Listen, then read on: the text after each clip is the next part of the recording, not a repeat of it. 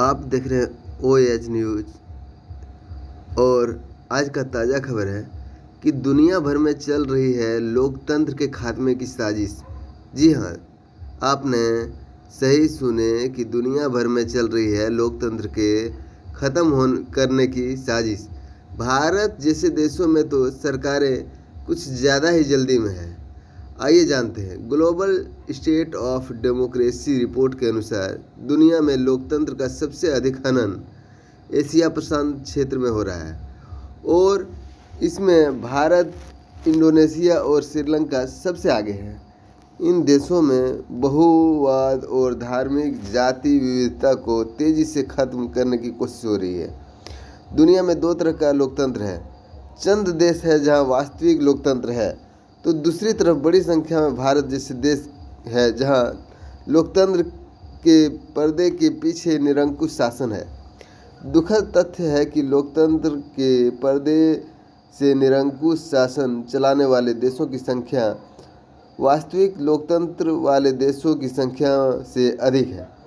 दुनिया की 1/4 से अधिक आबादी इन देशों में रहती है और पिछले 10 वर्षों में ऐसे देशों की संख्या में दोगुने से भी अधिक की वृद्धि हुई है।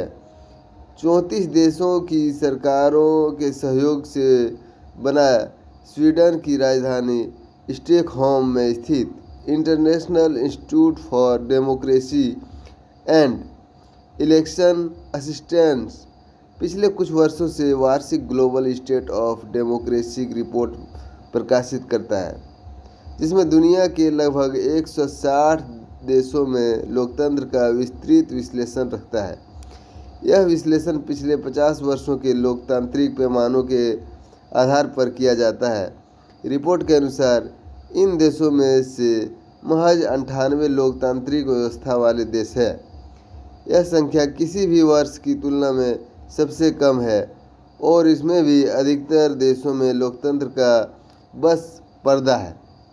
दुनिया में 20 देशों, जिसमें रूस और तुर्की प्रमुख है, में हाइब्रिड शासन है और 47 में निरंकुश तानाशाही है। हाल ही में प्रकाशित वर्ष 2021 की रिपोर्ट के अनुसार दुनिया की 70% आबादी मरते लोकतंत्र या फिर निरंकुश तानाशाही की मार झेल रही है। पिछले कुछ वर्षों से लोकतंत्र मिटाने का खेल दुनिया भर में खेला जा रहा है, पर पिछले वर्ष कोविड-19 वैश्विक महामारी के ने सरकारों को लोकतंत्र कुचलने का एक नया हथियार दे दिया है और इस हथियार का उपयोग दुनिया भर में किया गया है। देशों की सामान्य कानून प्रणाली को खोखला करना और अभिव्यक्ति की आज़ादी पर हमला पूरी दुनिया में लोकतांत्रिक सरकारें कर रही है। जिन देशों में तथाकथित लोकतंत्र है, वहाँ पर सरकारें इससे पीछा छुड़ाने में व्यस्त है।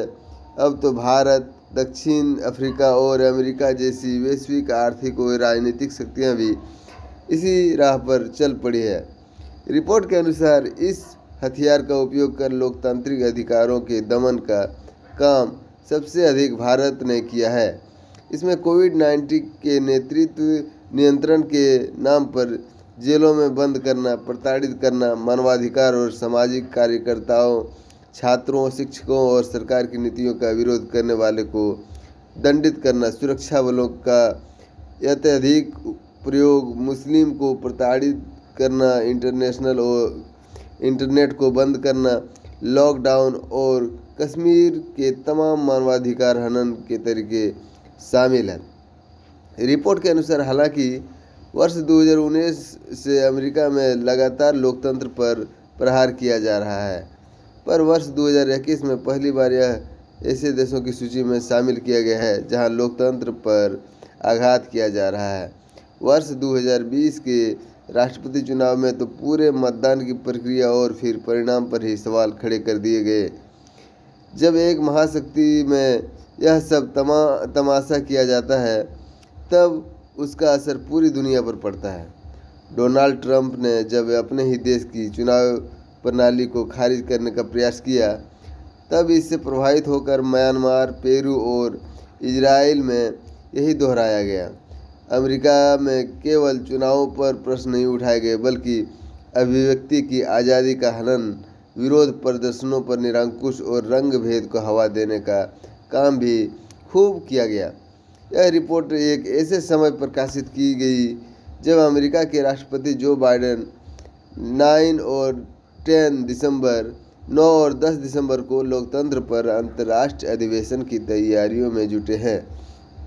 यह अधिवेशन वर्चुअल तरीके से किया जाना है। दुनिया में लोकतंत्र का सबसे अधिक हनन एशिया प्रशांत क्षेत्र में किया जा रहा है और इस काम में भारत, इंडोनेशिया और श्रीलंका सबसे आगे है। इन सभी देशों में बहुवाद या फिर धार्मिक और जाति विविधता को तेजी से खत्म करने के प्रयास किए जा रहे हैं। धार्मिक उन्माद को सरकारें राष्ट्रवाद का जामा पहनाकर पेश कर रही है। सत्ता का केंद्रीकरण हो गया है और अल्पसंख्यकों के विरुद्ध हिंसा भड़काई जा रही है। इस रिपोर्ट में एशिया प्रशांत क्षेत्र की प्रस्तावना को भारत के पूर्व चुनाव आयुक्त एस.वाई. कुरैशी ने लिखा है। उन्होंने संतुलित शब्दों में देश में लोकतंत्र के भविष्य पर चिंता भी प्रकट किया है और साथ ही आशावादी भी है कि भारतीय जनता के जनमानस में लोकतंत्र के प्रति निष्ठा ही देश में लोकतंत्र को फिर से वापस अपने स्वरूप में लेकर आएगी। इस रिपोर्ट के अनुसार कोविड-19 वैश्विक महामारी ने दुनिया की लोकतांत्रिक सरकारों को लोकतंत्र में दमन का एक सशक्त हथियार दे दिया है। अगस्त 2021 तक दुनिया की 64% सरकारों ने वैश्विक महामारी के नाम पर कई ऐसे कदम उठाए जो आवश्यक नहीं थे, समस्या के अनुपात में असंतुलित थे और लोकतंत्र के लिहाज से अवैध थे। इनसे लोकतंत्र खोखला होता गया। पिछले एक दशक के दौरान लोकतंत्र की राह से भटकते देशों की संख्या दोगुनी हो गई है। ऐसे देशों में Bharat, America, Hungary, Poland, Slovenia, Myanmar और अफगानिस्तान प्रमुख है। वर्ष 2020 में पहली बार पूरी दुनिया के संदर्भ में लोकतंत्र से अधिक आबादी निरंकुश शासन में है। आज के लिए बस इतना ही। नए हैं चैनल पर तो लाइक कीजिए, सब्सक्राइब कीजिए, शेयर जरूर कीजिए। जय हिंद, जय भारत।